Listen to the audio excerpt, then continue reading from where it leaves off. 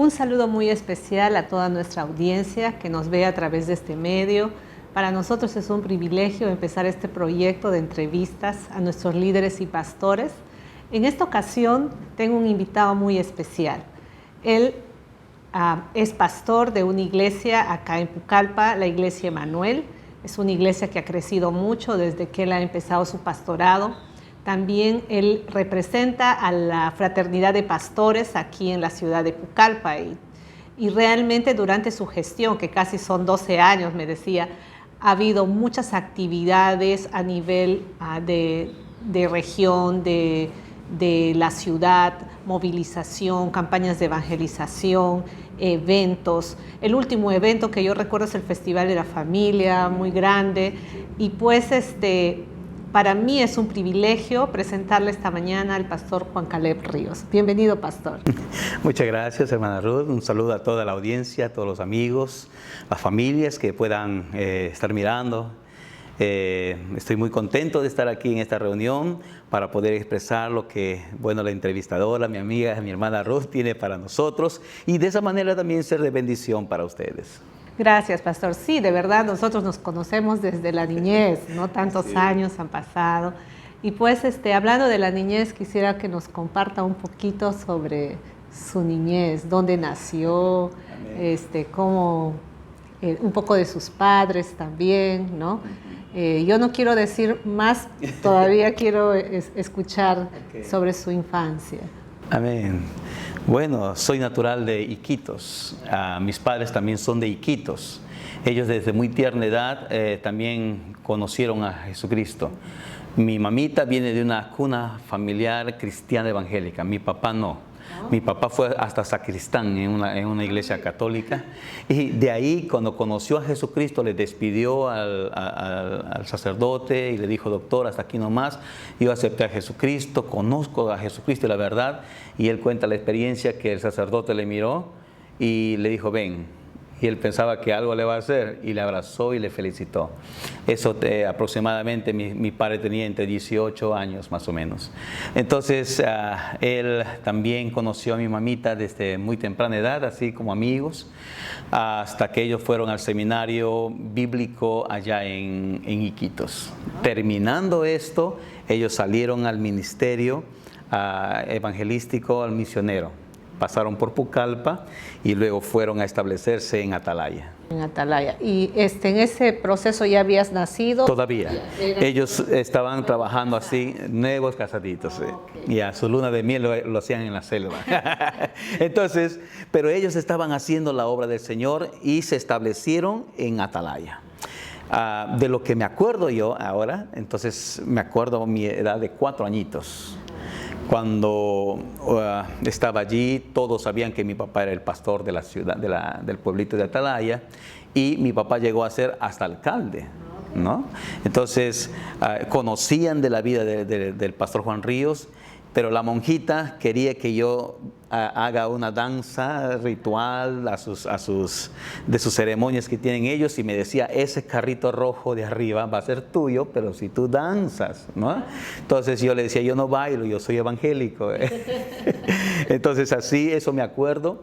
Luego también de la naturaleza, lo que llovía, muy fuerte. La crianza de mi papá, atrás de la casa, chanchos, había también conejos, árboles de mango y la iglesia. Me acuerdo más o menos, y la lluvia cuando caía en esa zona, el cerro que estaba verdecito se hacía un color azul, negro, algo así, ¿no? La tempestad. Pero a los 6 años, cuando tenía 6 años, vinimos a establecernos aquí a Pucallpa. Y gracias a Dios por el ministerio también de la misión SAM. Apoyaba mucho a los misioneros en esas zonas. Y me acuerdo que nos trajeron en esas avionetas que aterrizan en acuáticas. Y ahí transportamos nuestras cosas que podíamos y luego lo enviamos por río, ¿no? Pero me acuerdo ese tiempo acá y llegamos a donde estamos ahorita. Y al frente había una misionera llamada Gerta Pletz. Ahí empezamos el ministerio, la iglesia, la obra. y yo tenía 6 añitos. Y esa es mi experiencia en ese tiempo cuando vine a este lugar y todo era monte. Lo máximo de Pucallpa terminaba, creo, ahí en la cooperativa Jesús Nazareno, que lo llaman. Lo que ahorita es Jorge Chávez, todo ese asentamiento, todo eso era bosque, ¿no? Hablando de tu niñez, por ejemplo, muchos piensan que ser hijo de pastor es que tienes que ser un pastorcito, ¿no? O sea, el pastor es el que dirige y todos los hijos del pastor tienen que estar bien sentaditos, bien formaditos. Y ustedes son 3 hermanos, ¿verdad? 4. 4. Me perdí uno, entonces. 4 hermanos. Entonces, ¿cómo ha sido para ustedes ser hijos de pastor? Ya, bueno, y lo que me acuerdo también, como para continuar con esta pregunta, es que mi mamá, mi papá me dijeron que cuando se embarazó mi mamita, de Sara primero, mi hermana Sara, ella es la mayor por 3 años, cada vez que iba a nacer o ya faltaba, digamos, 4 meses o 5 meses, la avioneta le trasladaba a la ciudad de Iquitos, de Atalaya a Iquitos. Igualmente fue conmigo, o sea, el nacimiento lo tuvimos en Iquitos, ¿no? Para toda la prevención, el cuidado, y eso es muy bueno, que a un misionero, a un pastor, lo cuiden, lo traten bien, ¿no? Y eso también tenemos nosotros, ese concepto, al menos lo que quedó en mi corazón, para ayudar a un ministerio pastoral. Entonces, de ahí a la edad de 6 años que estuve aquí, crecí aquí en Pucallpa, muy travieso, muy travieso, juguetón, y me acuerdo que no conocía en vivo y en directo un carro, y por primera vez escuché el sonido del carro en la noche que pasa por la casa. Y en Jesús Nazareno, que era la cooperativa, ahí vivían bancarios, vivían profesionales, algunos también que eran del gobierno. Entonces ellos pasaban con su carrito y yo en la noche miraba esas luces que pasaban y el sonido, ¿no? En la mañana voy a ver. Y les tiraba piedritas ahí en las llantas, ¿no? Y un día me atreví a darle una piedra más grande y le di en la puerta. Se paró el señor, abrió y yo como gato monté al monte. Yo no sé qué conversaron con mi papá. ¿Quién fue el hijo del pastor? No sé qué conversaron con mi papá o algo, pero ya gracias a Dios pasó esto. Esa era una experiencia, mi curiosidad. Luego estudié en el Colegio Bautista un tiempo, porque era cerca de la casa, y luego en el Colegio 1221, que está por acá nomás, por el centro. Entonces, ahí estudié toda mi infancia de primaria, y luego pasé mi secundaria en el Colegio Inmaculada. En ese aspecto de mi niñez, gracias a Dios por los principios bíblicos, ¿no? Todos conocían el hermano o a mis padres, pero en la secundaria fue cuando yo reaccioné. Y creo que todos pasamos en la adolescencia, descubrimos más cosas, ¿no? Pero qué hermoso es tener los principios bíblicos. También aprendí a respetar aún a mis profesoras de escuela dominical, porque yo ya sabía toditas las historias. Y un día le dije a una hermana, y le ofendió a mi maestra, ¿no?, de escuela dominical: esa historia ya sé, cuéntame otra. Y todos los niños éramos como 40. Y la hermana se fue a decirle a papá que tu hijo, Caleb, así. Me llamó la atención, pero me acuerdo, y que a mí me ayudó cuando mi papá me dijo: tienes que respetar, amar, obedecer, porque otros no conocen lo que tú conoces. Y desde ahí también tuve la gentileza de escuchar, de aprender, de someterme, aunque yo ya conozco, para seguir aprendiendo. Pero cuando llegué a la edad de 13, 14 años, fue un momento muy difícil para mí. En el Colegio Inmaculada, todos sabían que yo era cristiano, evangélico. Tengo un amigo que sí sabe de mi historia, es el pastor Javier Arévalo. Él es mi promoción. Él le impactó mucho cuando fuimos a la casa y mi mamá oraba antes de comer. Eso le impactó a él. Él, todavía sus padres tenían su propia religión y él también no era cristiano evangélico. Eso le impactó. Después siempre, y con él salía porque su papá tenía una moto Suzuki, esas que suenan de 2 tiempos, las que suenan fuerte. Y nosotros como jóvenes le sacábamos en la casa el tubo de escape para que suene más fuerte. Y en la ciudad de Pucallpa recorríamos. Y eso me acuerdo de él. Pero cada vez que llegábamos a la casa, nosotros ahí a orar, a comer tranquilo. Pero salíamos de la casa terribles. Pero doy gracias al Señor, como le digo, los principios bíblicos hicieron que yo no sea un hombre que me desvíe así deliberadamente. También ahora que ya entiendo toda esta parte espiritual, veía cómo la presión del enemigo era para querer destruirme en el llamado que tenía. Ahora entiendo que cuando Dios predestina o que cuando Dios llama, no hay nada, no hay hombre, no hay circunstancia, no hay espíritu inmundo que pueda detener lo que Dios tiene programado para uno. Me acuerdo que a mi papá le había dicho que yo voy a ser pastor, porque le veía a él como pastor y me gustaba, pero yo era niño de 10 años. A los 15 años era el hombre más terrible de Pucallpa. A los 15 años, Caleb Ríos era muy terrible y seguramente algunos amigos, promociones, hermanos en Cristo me conocieron. Pero me acuerdo algo. Cada vez que cometía algo que no le agradaba a Dios, puede ser en una fiesta, puede ser en una borrachera, algo así como jóvenes, y yo sentía que no debo hacerlo. Y como que el Espíritu Santo, cuando estaba en mi cama, tocaba mi corazón, me redarguía. Yo lloraba y lloraba, pero llegaba una invitación, llegaba una fiesta y yo quería estar ahí. Y mis padres duro me castigaron. Papá Juanito me decía, 3 o 1 vas a querer. Yo prefería 3, porque 1 era terrible. Esos tiempos todavía no había ese que no castigues al niño, ¿no? Pero era necesario. Y él no lo hacía por un odio, sino por querer enderezarme. Estás mal, andando, no me entiendes, hijo. Entonces, a los 15 años, Dios una vez más me toca mi corazón y dije, yo no puedo andar así. Y fue con la bendición de la predicación de Jimmy Swaggart, ese tiempo. Entonces, terminó la reunión del domingo, 12:30. A la 1 empezaba Jimmy Swaggart y mi papá me sienta en la mecedora frente al televisor con volumen alto. Ajá, y también con ese tac, tac, tac, no ese control remoto, blanco y negro. Y ahí me sentó y Jimmy Swaggart ahí. Ese día Dios me habló. Ese día me quebranté, lloré. Ahí en mi mecedora, mi papá me abrazó.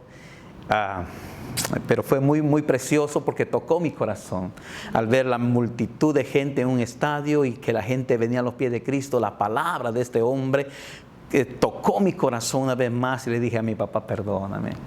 Entonces desde ahí, 16, terminé el colegio, secundaria, Inmaculada, el segundo puesto, y yo pensaba pues, que con todo mi conocimiento voy a ser doctor y mi idea era ser pediatra.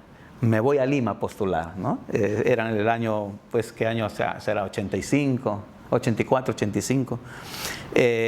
Pero había mucha injusticia en el gobierno en ese tiempo. Creo que estaba el señor Alan García y tenías que tener padrino. Tenías que tener dinero para entrar a la universidad. Yo pensaba que con mi matemática, con mi biología, la física, todo yo era inteligente, digamos, ¿no? A mi parecer. Y con esto yo entro y me fui a Antenor Orrego, era una academia del partido aprista.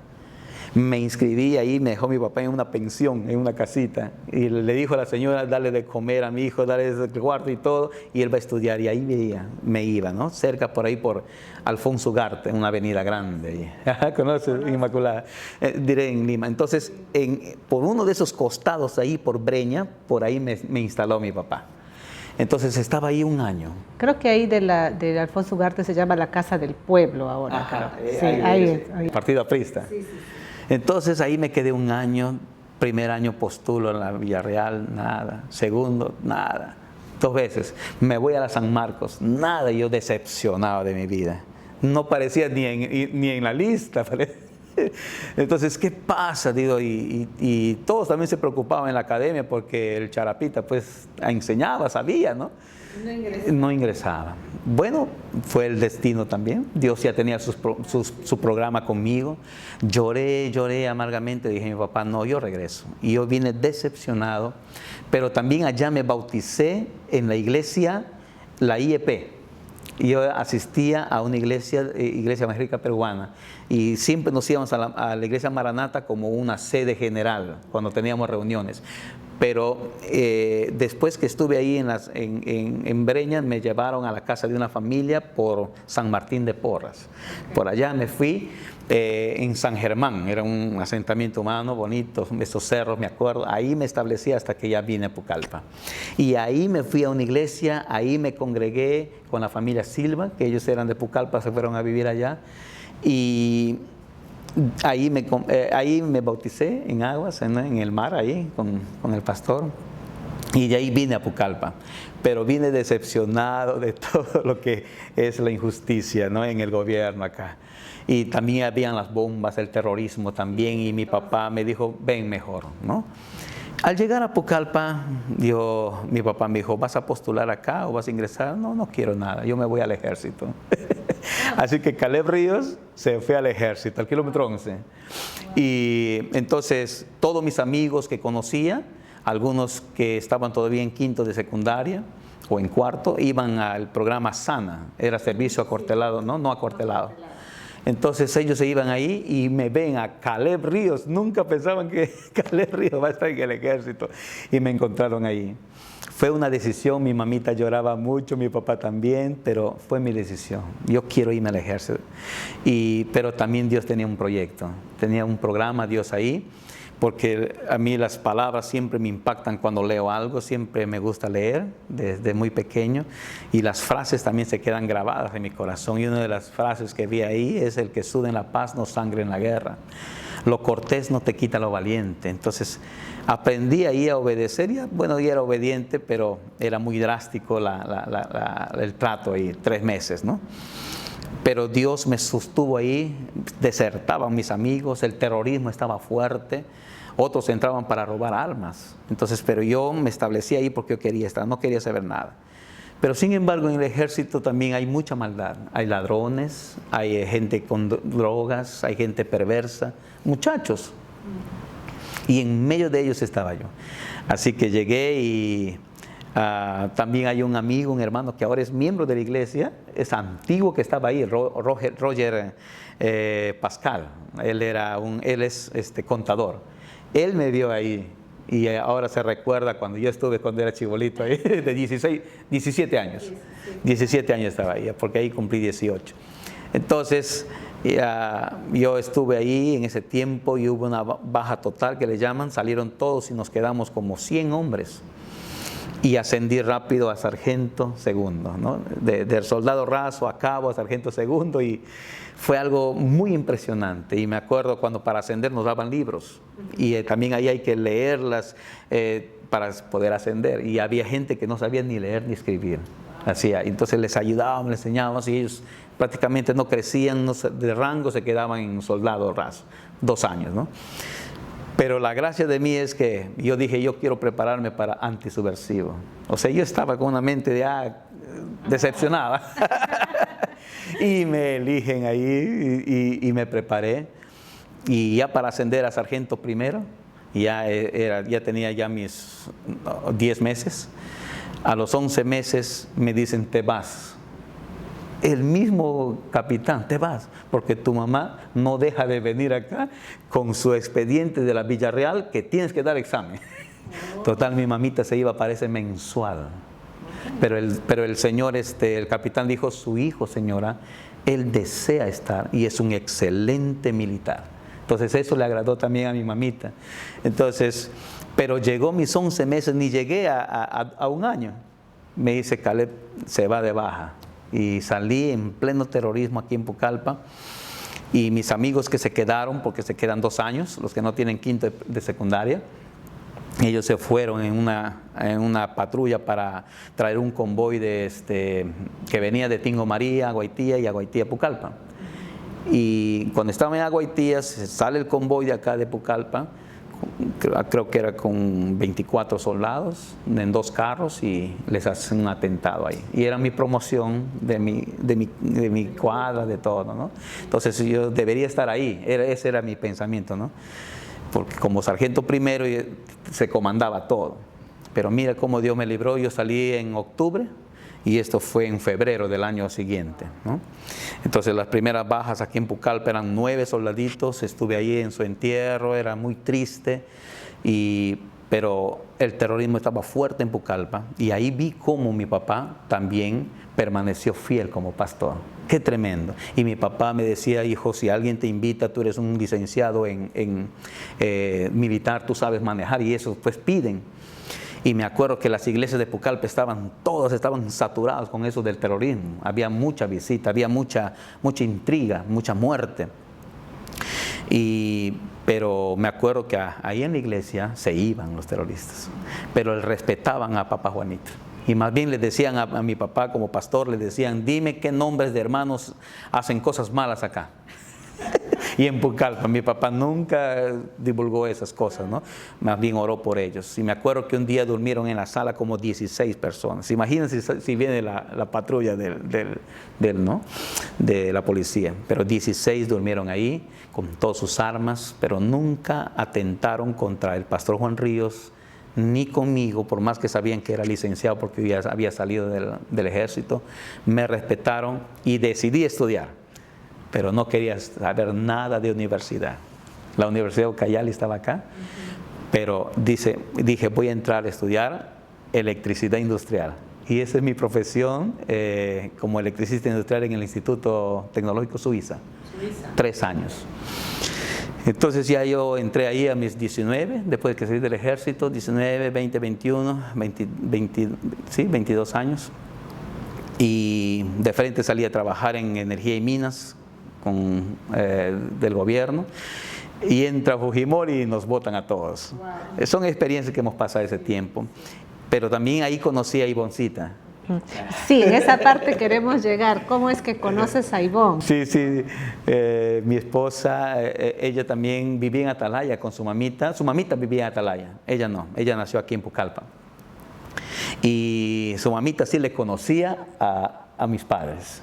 Entonces, cuando ella supo que el pastor Juan Ríos está acá y ellos se establecieron aquí en Pucallpa, ellos entraron a la iglesia. Y ahí conocí a Ivoncita cuando ella tenía 15 años. No me fui a sus 15 años, no estuve con ella, pero a partir de los 15 conocí a ella. Yo ya estaba por terminar mi carrera profesional como electricista, estaba trabajando, era líder en la iglesia Manuel, como siempre ahí apoyando a Papá Juanito. Eso quiero confirmar en un llamado. O sea, a partir de los 19 años, cuando empiezo a estudiar, saliendo del ejército, decido consagrarme a los 19 años. O sea, una consagración de un llamado de verdad, ¿no? Ya no estar a medias, nada.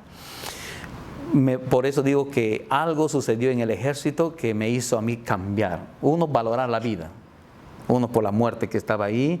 Aunque yo tenía un poco de odio, de amargura por el gobierno, todo el daño que hacían, pero sin embargo ahí me habló el Señor para serle fiel a Él y servirle en la iglesia.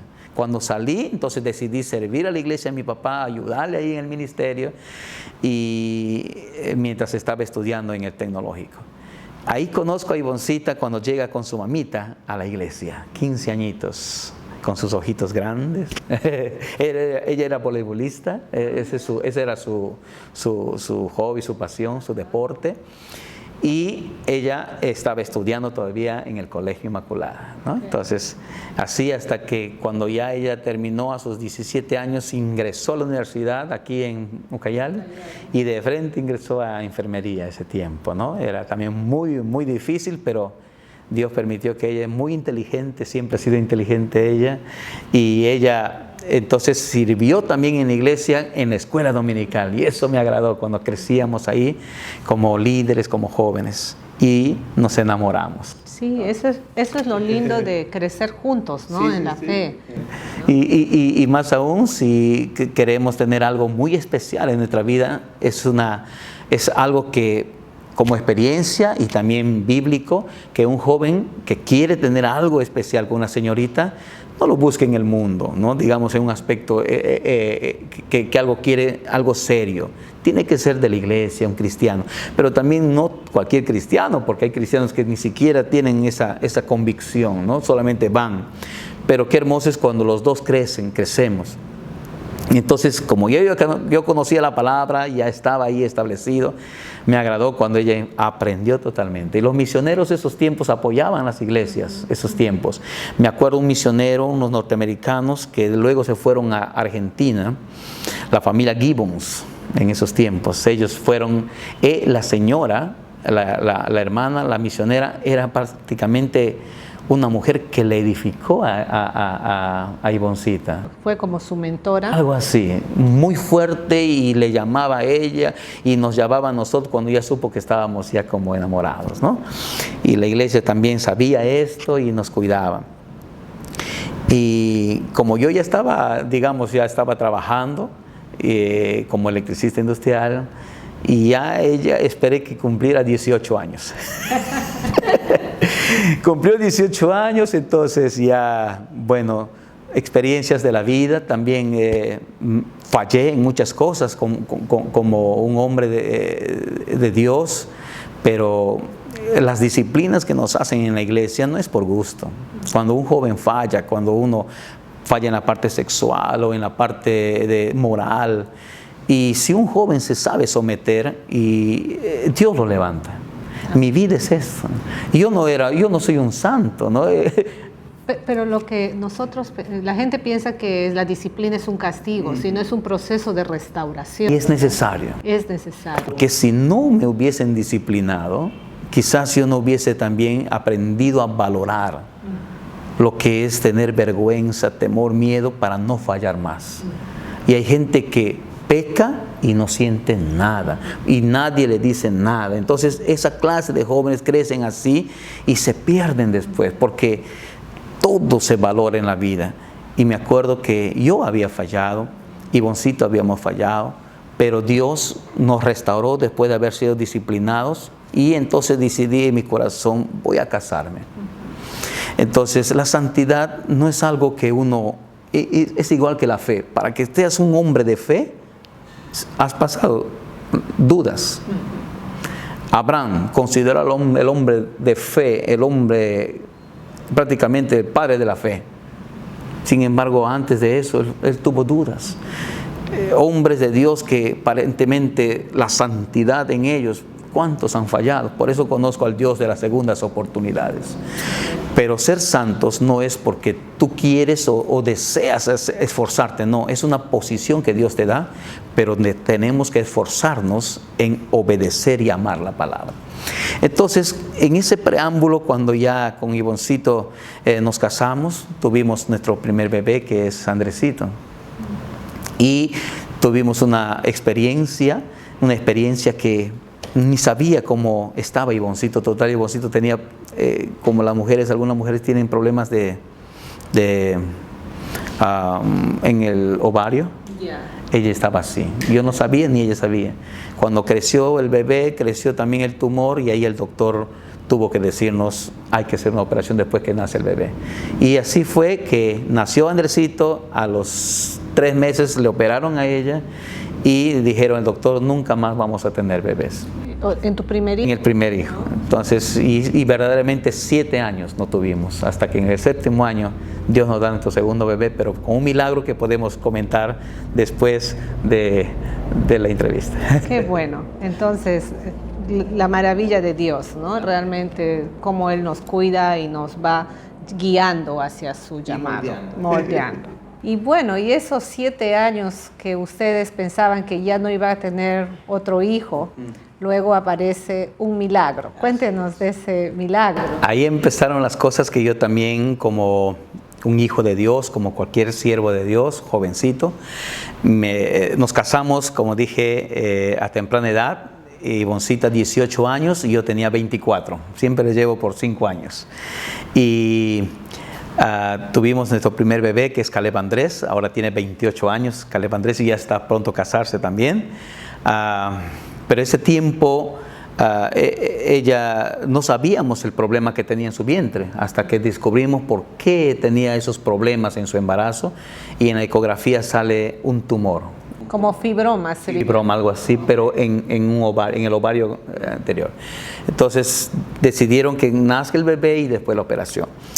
Cuando el doctor nos dijo que ya con un ovario así y el otro ovario también tiene miomas, va a ser difícil el embarazo. Y verdad, fue difícil.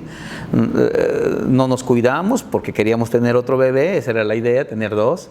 Total, pasaron 7 años. En esos 7 años aprendimos nosotros también a orar con más intensidad, pidiendo un milagro. En el vientre de mi esposa, pidiendo un milagro. Aparte de tomar remedios vegetales, aparte de hacer su tratamiento, orábamos y ayunábamos con ella, mientras ella también ya estaba terminando la universidad y trabajando como enfermera. Ella es licenciada en enfermería. Entonces, comenzamos también los dos a seguir trabajando en la iglesia y nos mandan como misioneros a la iglesia, a abrir una obra en Yarinacocha. Ahí abrimos un anexo que hasta ahorita está en Yarinacocha ya, pero guiado por otro pastor que levantamos en el ministerio en Emmanuel. En ese tiempo nosotros éramos líderes y ahí nos íbamos con el bebé todos los domingos a hacer la obra del Señor en ese lugar, ¿no?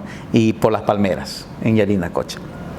Entonces ahí hicimos la obra con mi esposita, pero ella trabajando en la obra y yo también trabajando como electricista industrial. Trabajé aquí en Pucallpa en varios lugares.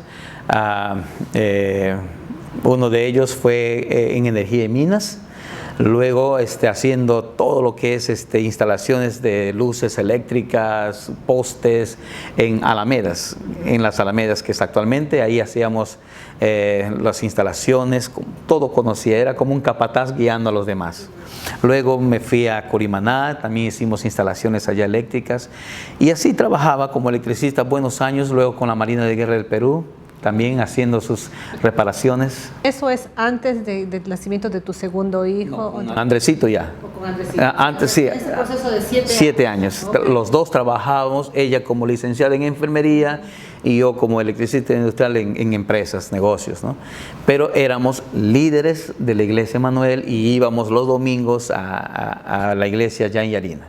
Entonces en ese proceso yo ya tenía 27 años trabajando, trabajé en Mapesa también, en Maderama, conocí al señor Giacomo Franchini de la Divina Montaña, hice sus bungalows, la parte eléctrica, su piscina, todo eso lo hice yo, ¿no? con otros obreros. Pero de ahí comencé también yo a sentir que teníamos el llamado ministerial y tenía mucho trabajo, hasta que decidimos con mi esposa. Pero fue cuando la iglesia nos propuso. Mi papá tuvo que viajar a Iquitos, porque su mamita estaba muy enferma. Mi papá tiene un corazón muy amoroso con su familia, su papá, su mamita.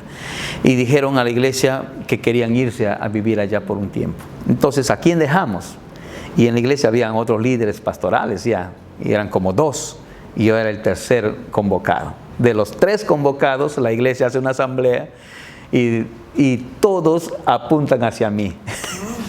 Y eso causó para mí algo, pero el llamado, como digo, ya lo teníamos, ya estábamos sirviendo, era una pasión servir, barrer la iglesia, abrir el templo, predicar, enseñar y todo eso. Pero nunca me imaginé que era un llamado pastoral, porque pensábamos ser pues profesionales y trabajar ahí y ayudar a papá Juanito. Y ahí me recuerdo cuando yo dije, quiero ser pastor, cuando era niño. Entonces le dije a mi esposa dijo, no, por favor, porque él veía la deficiencia económica. En un pastor a veces es así, cuando la iglesia a veces no responde como debe ser. Segundo es que no hay más oportunidades y nosotros queríamos tener nuestra casa, nuestro terreno, hacer cosas. Como toda familia. Como todos. Crecer, ¿no? Pero, sí. Pero Dios tiene sus planes. Y yo dije, si me están convocando, vamos a orar. Y le dije a la iglesia, por favor, denme un mes para dar una respuesta, cuando nos dijeron eso. Ajá. Y de ahí ustedes, después de un mes, confirman. Ahí es cuando ya con Ivoncito, aunque ella no quería todavía, ¿no? Yo le dije, mi amor, tengo ese llamado y quiero asumirlo.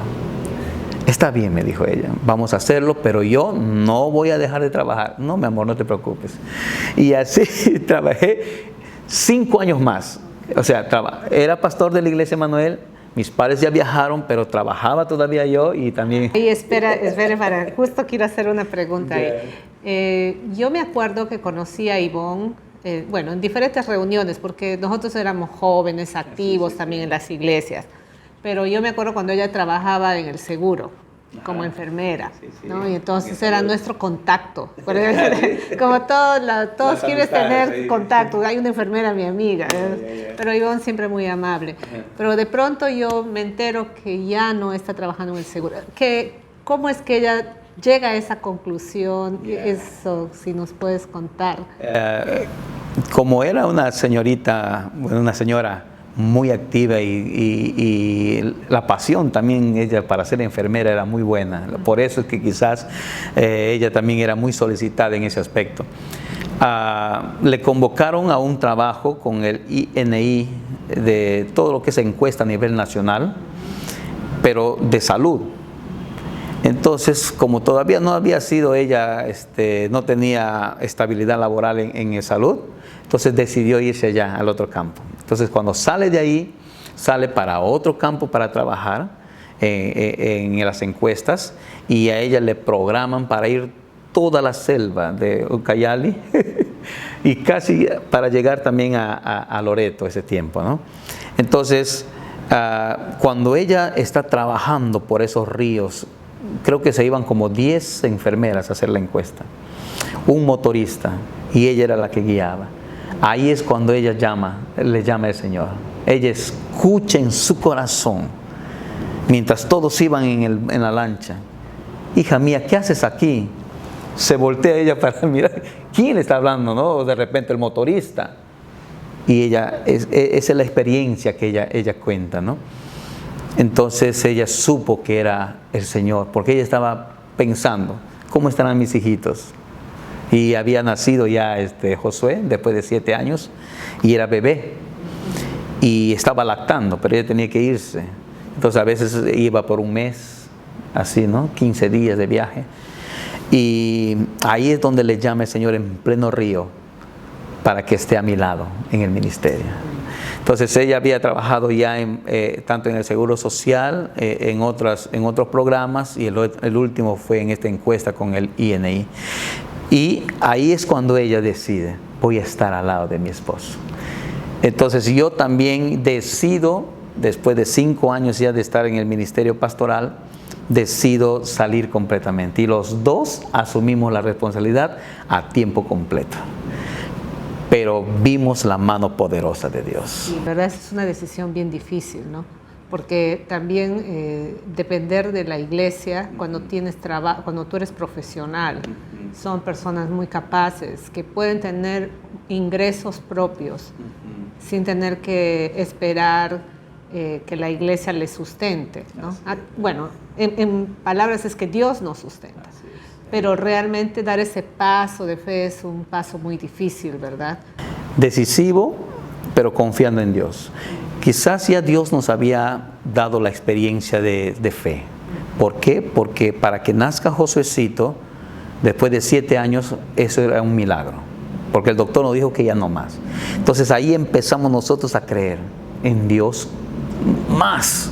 Si ya yo tenía la salvación, si yo ya conocía la palabra, la experiencia misma nos daba una razón de fe.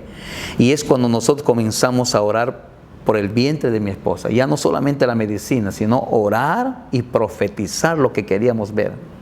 Entonces ahí aprendí en el momento de la crisis, en el momento del dolor, de la enfermedad de ella, de orar por el vientre. Y viene el bebé.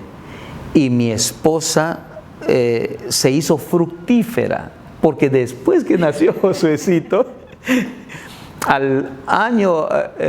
los 2 años vino Deborita.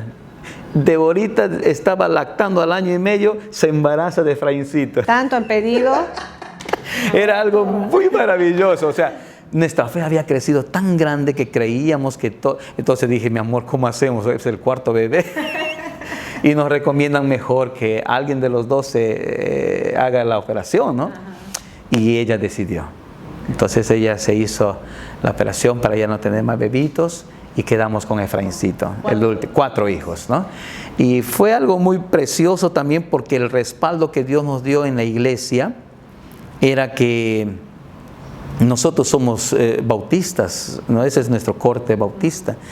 Mis padres nos enseñaron en todo esto, pero la experiencia que hemos tenido, ya no sé qué decir que soy, porque la fe que habíamos tenido era tan grande que orábamos por gente que no podía tener bebé y aprendimos la imposición de mano.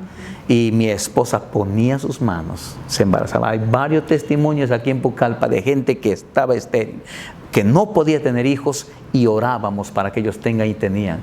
En eso nos respaldó y venía la gente a la iglesia. Venía la gente a la iglesia por ese motivo.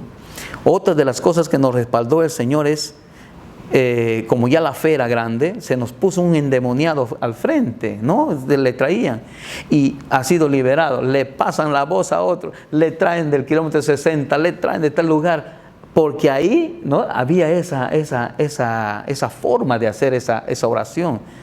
Y nosotros estábamos empezando y Dios mío, Dios, gracias. La casita era todavía de madera ese tiempo, Emanuel, y estábamos empezando y nos hacen un robo tremendo, nos quitan toditos los instrumentos, todo entra en la iglesia. De esa manera comenzamos a hacer más seguridad, pero hay gente que al saber que nos habían robado, y se desprendían. O sea, vimos en todas las áreas, en la parte espiritual, en la parte moral, en la parte económica, cómo ya venían las cosas, y eso entendimos que Dios lo estaba haciendo. Yo veo la importancia, por ejemplo, de una pareja pastoral, ¿no? Normalmente Dios llama al pastor, pero a veces la esposa no tiene el llamado. Pero trabajar con una esposa que ha entendido el llamado de Dios, te ha apoyado, por ejemplo, como pastor de la iglesia, y no solamente en la iglesia local, porque el ministerio se extendió a nivel de iglesias. No los veíamos como el pastor Caleb, sino como la pareja pastoral, ¿no? En todas las actividades siempre estábamos viendo a la pareja pastoral. ¿Y cuántos años de casados han logrado tener? Gloria al Señor. Bueno, quizás en esta pregunta que me haces. Todavía no vamos sino ¿cuántos años? 28 años. 28 años. 28 años de matrimonio.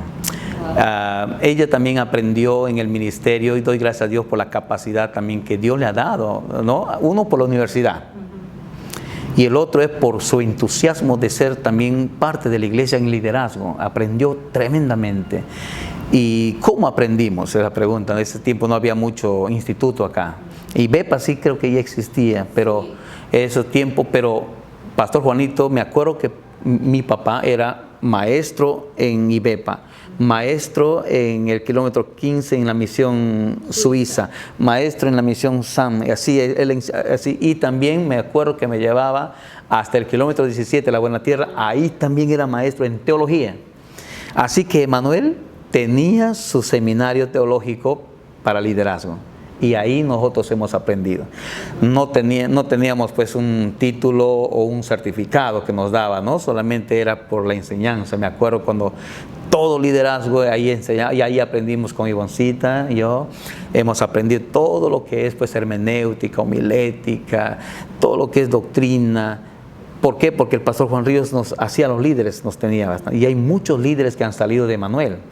Entre ellos está el pastor Walter Mesa, el pastor Alberto Acho, el pastor Miguel Valera, que es el pastor hasta ahorita de la iglesia Maranata, que es un anexo en ese tiempo que levantaron con el pastor Juan Ríos, Alipio Tello, ¿no? Entonces, y así varios. También había un señor un joven tal Cubas, pero creo que se fueron al extranjero. Y todos ellos, un semillero, Félix Ciclan. También está Pedro Cárdenas. Sí. Ese tiempo también Genaro Macifén con su moto 250, grandaza aquí en Pucallpa, la única.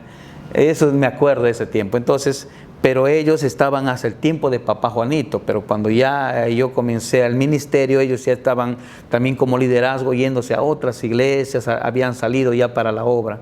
Entonces Iglesia Emanuel se había quedado casi con un pequeño nomás, pero ahí es donde iniciamos nosotros, ¿no? En el ministerio pastoral. Miren, realmente trabajar como pastores y estar involucrados esposa y esposo no es algo que sucede siempre, ¿no?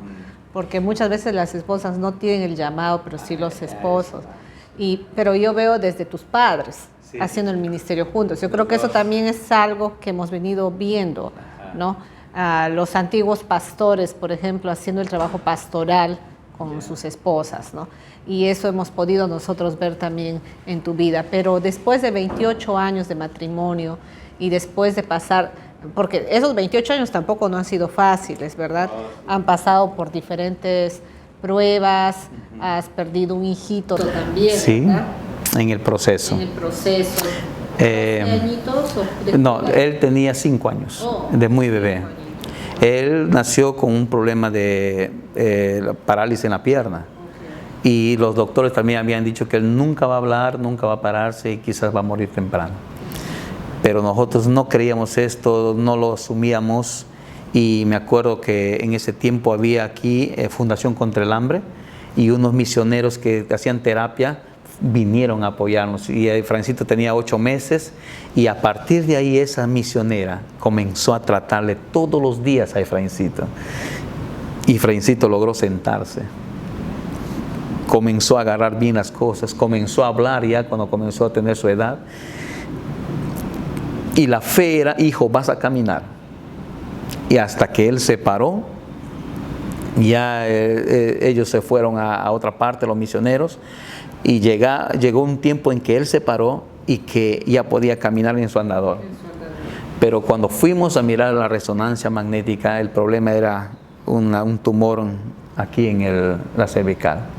Y eso era irreparable, decía el doctor. Entonces ya sabíamos que tenía, pero él tenía la fe que iba a caminar. Y su cántico de él era muy precioso, que cantaba y muy fuerte lo cantaba él. Uno que le enseñé a cantar en hebreo, Kadosh, santo, santo, santo, Kadosh. Él cantaba en hebreo, pero tremendo. También cantaba un coro que hablaba acerca de que Jehová es guerrero o algo así, y él lo cantaba fuerte. Y un día, inesperadamente, él partió a la presencia del Señor en un accidente en la piscina. Él quiso irse a agarrar la pelotita. Él siempre le llevábamos a una piscinita chiquitita donde él se sentaba, pero la pelotita parece que se fue allá y todos estaban distraídos. Y con mi esposa nosotros vinimos era 3 días de aniversario de Emanuel, viernes, sábado, domingo, y el día lunes nos vamos a la piscina con toda la iglesia y los líderes, y todos se van a jugar vóley y fútbol, y él se queda ahí con algunos hermanos. Yo regreso para traerle de la casa unas ropas, algo más, y ahí sucede esas cosas. Entonces, pero fue muy terrible para nosotros, un impacto fuerte, que le pedí a Dios un milagro para que mi hijo resucite. Le llevé en mis brazos hasta el Seguro Social y ya él estaba ya muerto. Y eso es lo que quiero llegar a esta siguiente pregunta. Los pastores que sirven al Señor, que aman al Señor, que están obrando, ayudando, orando por otros, ¿no? ¿Por qué la muerte para ellos? ¿Por qué la pérdida de un hijo? ¿No? Y hay una experiencia más, que es la partida de tu compañera, de la persona que ha estado siempre contigo, apoyándote, ¿no? ¿Cómo podemos enfrentar esto y cómo podemos decir a las personas que a los pastores también pasa esto, ¿no? Decidí tener un título de un instituto como título pastoral. Ingresé a IBEPA. Estaba el pastor ahí, Walter Mesa, y también David Power, ese tiempo. Y ellos se alegraron mucho porque yo decidí tener eso. No es que no era neófito, no es que yo necesitaba un título. Y además ya era presidente de la Fraternidad de Pastores, a la cual hasta el momento ya van más de 12 años que estamos en el ministerio. Pero ese tiempo que yo estuve ahí, Efraincito también había nacido y ya tenía sus 5 añitos, y yo decidí estudiar. Y hay algo que me recuerdo, por qué menciono al instituto y por qué menciono a David Power. Porque cuando estábamos ahí en casa, la iglesia hemos decidido derribarla toda, porque era ya de maderita, y construir de concreto. Y hemos trabajado duro las bases, porque las bases son para 3 pisos con mezanini, como para 700 personas. Así está el proyecto, hasta ahorita sigue así. Entonces, pero la iglesia con ese objetivo, porque ya habíamos crecido bastante. Y aquí al costadito tenemos las aulas de escuela dominical, y ahí abrimos y ahí hacíamos el servicio mientras tanto. Entonces me acuerdo que cuando murió mi pequeñito, David Power regresó a verme, porque yo no me iba al instituto, estaba muy dolido. Esa es la prueba que pasamos como hombres de Dios. Y muchas veces nos preguntamos por qué. Pero aprendí también que la otra pregunta sería ¿para qué? Eso ya solamente lo aprendemos en la cancha, como se dice, en la experiencia. Porque mueren, porque hay esto, porque hay pobreza, porque hay... La pregunta correcta sería ¿para qué? Entonces, cuando él llegó a verme, que no me iba, e invitarme para seguir, porque ya estaba como 1 año, él se fue muy preocupado y sentó ahí conmigo y me dijo: pastor, lo lamento todo lo que está pasando. ¿Y cómo estás?, me dice, ¿no? Entonces yo le dije: mi convicción es seguir amando a Dios, sirviendo a Dios juntos con mi esposa, mis hijos, a pesar de esto. Hemos decidido amarle más a Dios, pero ya Dios había tratado conmigo. Me senté en medio de la construcción de la iglesia, la hierba creciendo, no podíamos hacer nada, nos faltaba más, y ahí me abrió el Señor también a mi corazón. Yo le decía a él: ¿por qué mueren gente sana, buena, hermoso? ¿Por qué mueren los misioneros? Les matan a ellos. ¿Por qué mueren gente sana como los bebés, padre? Quería una respuesta de él, y viene una respuesta a mi corazón, donde yo entendí que era Dios hablándome. Yo doy vida. Y porque yo le decía: ¿por qué no mueren esos borrachos, esos asesinos? A veces pensando, ¿no?, que no valen para nada. Y total, el grande amor de Dios estaba ahí. Y en eso recibo una impresión en mi corazón: mis hijos misioneros, estos bebés están conmigo, vienen a mí porque son mis hijos, pero ellos necesitan palabra. Y por eso les doy vida, para que no se pierdan. Yo comencé a llorar porque tienen vida ellos. Ahí es donde comencé a firmar el ministerio pastoral. Y yo ya tenía buenos años ya como pastor, ¿no? Pasaron 7 años, más 5, 13. Creo que era hace 10 años atrás. Hace 10 años atrás. Si tengo 22 años, 12 años ya de ministerio tenía cuando murió Efraincito. Ahí cambió más todavía el ministerio pastoral. Mi esposa y ya los dos servíamos al Señor, la iglesia nos sustentaba, veíamos los milagros del Señor, la gente cómo se restauraba, ministerio, familias. Pero ahí entendí que yo debo amar al pecador más. Y si me da la vida es para ser un buen hombre, un buen padre, un buen pastor. Y no estar coqueteándome con el mundo o viviendo simplemente una vida cristiana light, sino con profundidad. Valoré mucho la muerte de mi pequeñito y 3 meses estuve paralizado completamente. No podía predicar. Quería subir al púlpito, le veía a él cantando, adorando, en mi pensamiento y llorando, y me sacaban llorando del púlpito. O sea, no podía hablar ya. Pero al tercer mes, 3 meses, casi para cumplir 4 meses, un domingo, en mi cama, viene la palabra: dad gracias a Dios en todo, por todo. Y yo le dije: Señor, te doy gracias. no entiendo, pero te doy gracias. Y no es que debemos entender las circunstancias.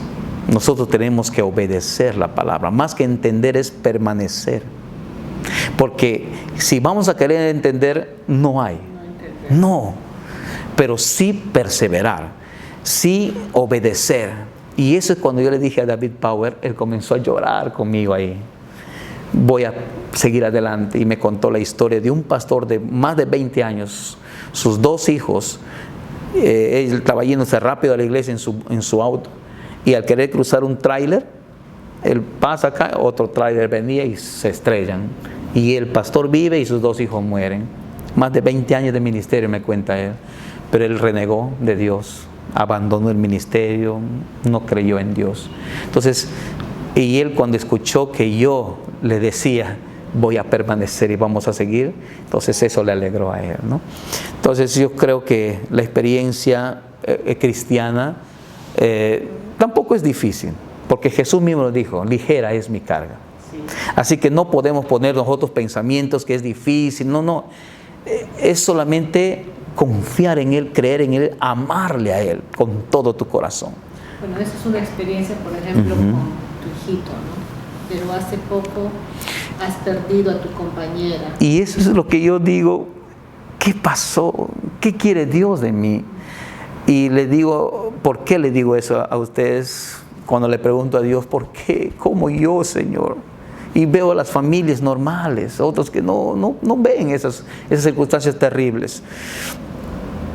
Y que mi esposa haya muerto hace 10 meses atrás, también fue algo muy, muy doloroso para nosotros. Y mis 3 hijos están viendo la muerte de mi pequeñito y están viendo la muerte de mi esposa. Y Andresito y Deborita, que iban en la moto adelante, nosotros íbamos atrás, ellos vieron a su mamita tendida en el suelo. Llegando ya a la ciudad de Huánuco, un día salimos en moto para allá y a las 8 de la noche fue ese accidente. Entonces mis hijos también han pasado un momento muy difícil, pero la pregunta sería, ¿no? ¿Para qué todo eso? Y ahora entiendo, mis hijos están más fuertes que nunca en el Señor. El ministerio, mi vida más fuerte que nunca. Entonces, como quien decir, lo que me pase en el Señor, yo feliz voy a estar. Pero hay muchas cosas, que hay gente que pasa cosas tan sencillas, pero aparentemente terribles, y se apartan de Dios. Mi experiencia es, nunca te apartes de Dios. A pesar de, porque tiene planes perfectos para nosotros. Y la muerte de alguien no es pérdida, es ganancia, como dice el apóstol Pablo. Y la muerte de un familiar en Cristo es lo mejor, porque ellos están con el Señor. Así que no miremos cuándo vamos a morir o cómo vamos a morir. Más bien ve cómo vas a vivir para agradar a Dios. Bueno, es interesante entender el sufrimiento, ¿no? El que no ha pasado por el sufrimiento creo que no puede entender lo que estamos viviendo en este año. Y yo también he tenido varias pérdidas, ¿no? Pero tenemos la esperanza, que nosotros podemos entender que después de la muerte no se termina todo. Entonces, ¿cómo usted ha enfrentado, digamos, el COVID, el coronavirus, ¿no? ¿Cómo usted ha visto porque hemos visto familias que han sufrido, hemos visto el sufrimiento, ¿no? ¿Qué mensaje daría a ellos y cuál sería la esperanza, ¿no? Para las familias que han pasado y que seguimos todavía pasando por el COVID? Creo que es muy importante reconocer que todo lo que nos pasa, conforme las Sagradas Escrituras dicen en Romanos capítulo 8, todo, no dice algunas cosas que nos pudiera suceder, sea bueno o malo, todo tiene un propósito, pero ¿para quiénes? Para los que amamos a Dios. Entonces ahí está el para qué nos suceden cosas, no el por qué, para que nosotros aprendamos primero a valorar la vida. Yo valoro la vida en mi propia experiencia. Yo valoro la vida tanto de una manera que yo no quisiera tener problemas con nadie. Y si tuviese problema, estoy afligido, aunque sea 3 de la mañana, quiero irme a decirle, perdóname si te he ofendido, ¿no? O sea, quiero tener una vida en paz.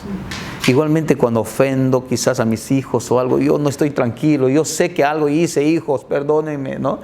Entonces valorar la vida. Entonces aprendí a través de las muertes el para qué, para valorar la vida. En Efraincito cambió mi perspectiva en la parte misionera, de amar más y evangelizar, ganar alma para Cristo. La muerte de mi esposa, inexplicables para mí como un arrebatamiento, en segundos la muerte. Teníamos planes, querer vivir hasta 120 años, formar generaciones, si no puedo a tanta gente, a los 300 miembros de la Iglesia Emmanuel, digamos, porque tenemos 4 anexos, al menos a esos, si no puedo llegar a todo Pucallpa, a todo el mundo, a ellos, para dejar un legado de fe, de amor, de conocimiento de la palabra. Entonces, sirve las muertes o los momentos de crisis para que una persona pueda valorarlo. Y sin saber que iba a venir la pandemia, mi esposa muere en diciembre y la pandemia empezó en esa fecha en China, en Asia, pero en Perú ya nos dijeron a partir de marzo, ¿verdad? Entonces, con ese dolor de la pérdida de mi esposa, la familia, la iglesia, entramos a esta pandemia. Y como ya valoraba la vida y como yo quería que todos conozcan a Cristo, entonces decido en mi corazón ayudar a las personas que estaban en momentos difíciles. Total, me di cuenta que, como dicen, según la ciencia, los que no tienen el síntoma son asintomáticos. Eso era yo no sabía, ¿no? ¿Por qué? Porque empezó con mi hermana Sarita. Mi hermana Sara es licenciada en enfermería, ella está en plena salud y toditos fueron contagiados. Y ella está habitando en el departamento de mis padres, ¿no? Aquí trabajando en Pucallpa, pero su familia está en Lima y ella va a Lima, viene acá, sí está trabajando. Y con toda la enfermedad del COVID y lo que habían dicho que es mortal, que la gente muere, todos estábamos asustados. Y mis papás ancianos de 82 años, y ella viene a habitar ahí, le dan licencia para que descanse, pero en su casa, Dios mío, ¿qué hago con mis viejitos, no? Mis padres 82 años. Entonces ahí se activó otra vez el principio bíblico: al que cree, todo lo es posible, fe. Siempre Dios nos ha probado así, ¿no? En mi caso mío. Entonces la fe se activó una vez más y comencé a proclamar lo que llamamos fe. Proclamamos los decretos bíblicos y dije: aquí nadie muere. Y justamente en la iglesia le había dicho: los que no pueden ir a sus casas pueden venir acá al templo a vivir, a estar. Y vienen como 9 personas y ahí han estado, entre niños y adultos, y ahí comíamos juntos, pero ya con toda la familia. El contagio parecía que era muy grave. Mi hermana me dice: estoy con esto, llorando. No vas a morir, Sarita, le dije, vas a pasarlo bien. Papá tampoco, ninguno de los viejitos. Así que lo que hicimos es, uno es la fe y otro es la obra. Dije: vamos a hacer un tratamiento para papá y mamá. Entonces nos fuimos a una clínica del doctor Figueroa, a sus hijos. Ahí le tratamos todas las madrugadas.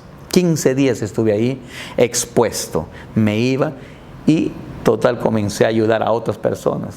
Y lo que yo tenía miedo es contagiar a mis hijos. Y total, ellos también asintomáticos.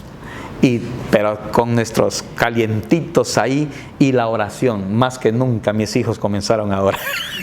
Pero todo tiene un propósito. Aún los mundanos, la gente pedía oración, la gente se consagraba, hacían sus promesas, ¿no? Y ahí aprovechábamos nosotros en hacer el evangelismo y muchas familias cristianas se reconciliaron. Valoré la vida por eso mucho más. Yo tengo otra pregunta. Mire, usted se queda viudo hace 10 meses y de pronto viene el COVID y hay muchas personas que han quedado viudas. Y por ejemplo, hoy día le tuve a mi esposo y mañana ya no está. Y hoy día le tuve a mi esposa y ya no está.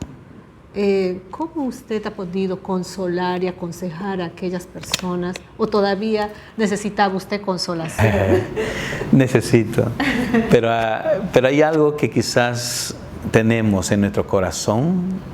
Eso es el shalom, la paz. La paz. Por eso es que Jesús dijo, no es la paz como ustedes pueden recibir del mundo, sino mi paz, no la paz de este mundo. Es una diferencia total, donde tú puedes ver aún quizás una crisis o un momento tan difícil, pero estás en paz. Qué hermoso es dormir, saber que estás en paz. Pero hay gente que no tiene ese shalom, esa paz del Señor, y necesita una palabra. Y ahí es cuando tomé la palabra de Jeremías. En una situación de crisis, corrupción, Dios le levanta a este hombre y el Señor le dice una palabrita que impacta mi corazón: si entresacares lo bueno de lo vil. O sea, todos tenemos deficiencias, somos humanos, pecadores, pero Dios está esperando una acción tuya de hablar. Seré tu boca. Entonces siempre entendí eso desde el problema, desde la situación cuando mi esposa dijo el doctor que no iba a tener bebés, que esta enfermedad tal. Siempre me voy contra el sistema de este mundo, contra lo que es contrario a Dios, me voy tajantemente. No morirás, vivirás, tendrás. O sea, son palabras de fe que tengo, pero muchas veces la gente puede morir, la gente puede seguir mal, pero mi convicción, ¿no? Y entonces dice, si entresacares lo bueno de lo vil, seré tu boca. Entonces Dios quiere hablar a través de nosotros. Ahí comenzamos el evangelismo. Donde quiera que vayamos, hay que cumplir ese ministerio.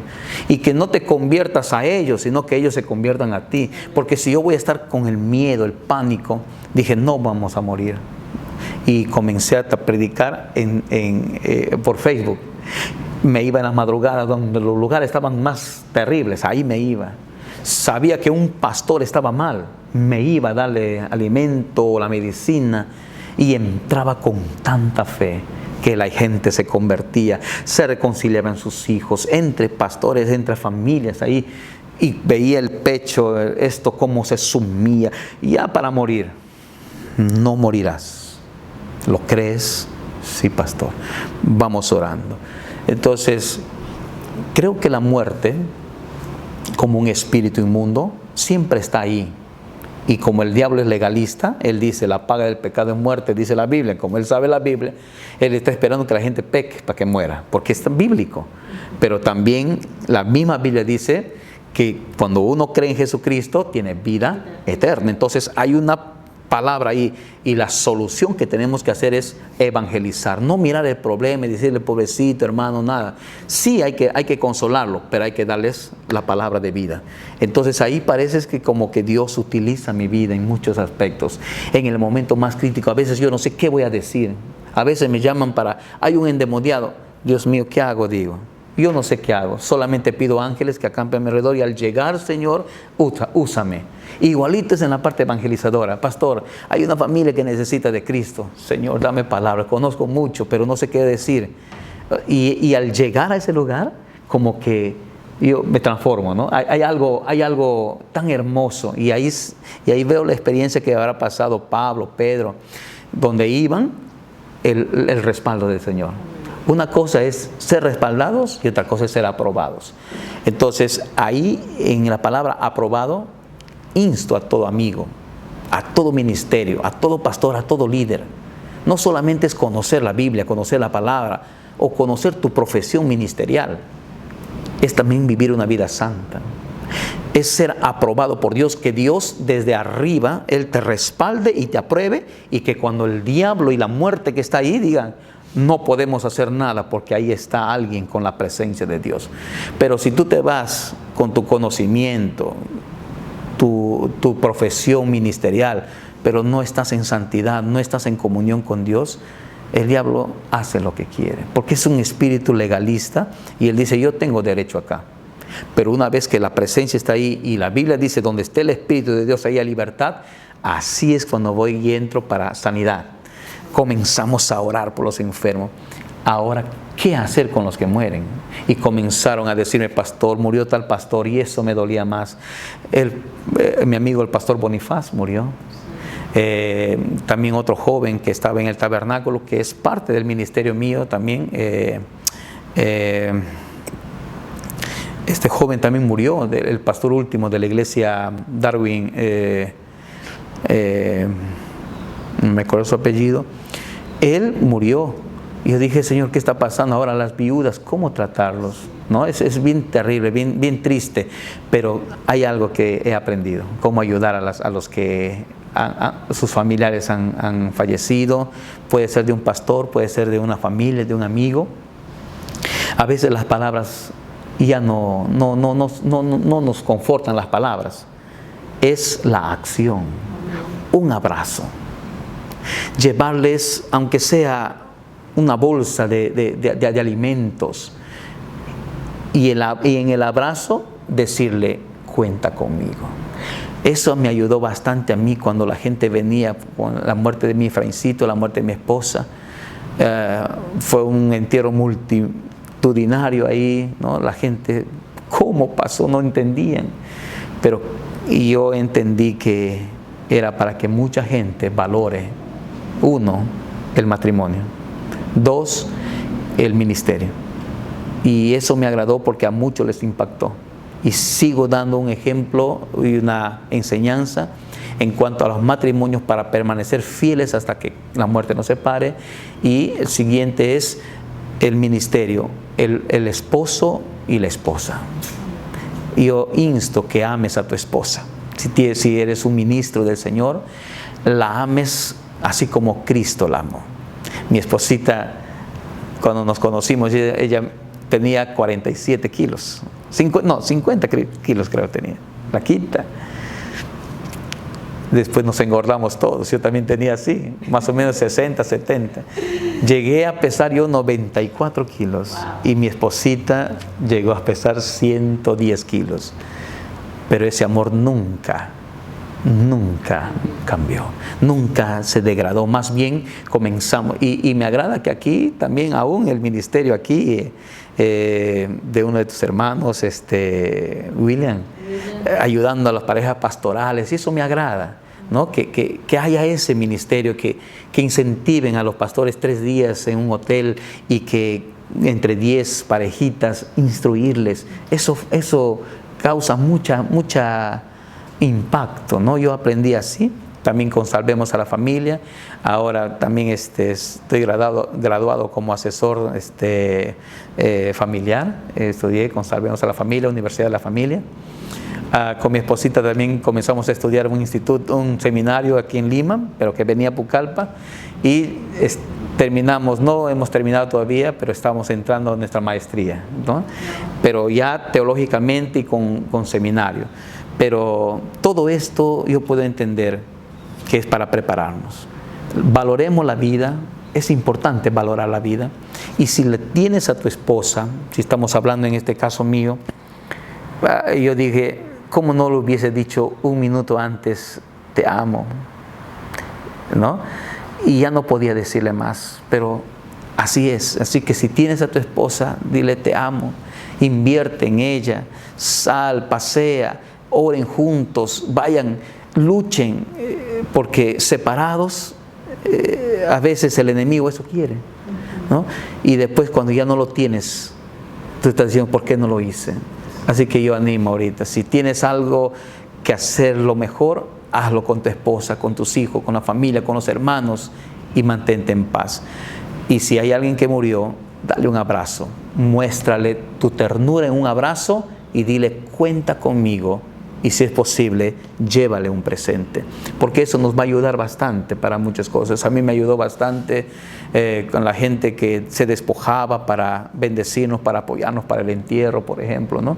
Para traerlo desde Huánuco, la inversión y todas esas cosas, todo cuesta. Y decía, ¿cómo lo voy a hacer? Y al final todo suple el Señor. Pero por eso es que yo creo que eso es por gente que se desprende, que da, que ama.